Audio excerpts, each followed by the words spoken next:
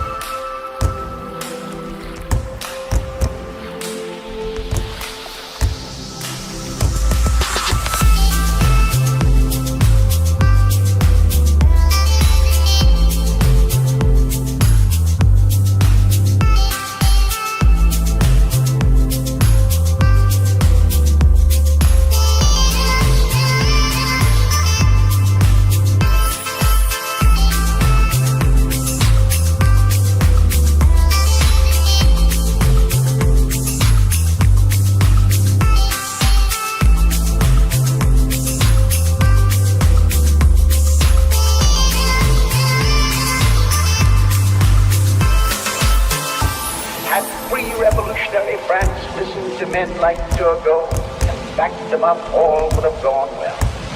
But the beneficiaries of privilege, the morbid reactionaries, the short-sighted ultra-conservatives turned down Turgot and then found that instead of him they had obtained Robespierre.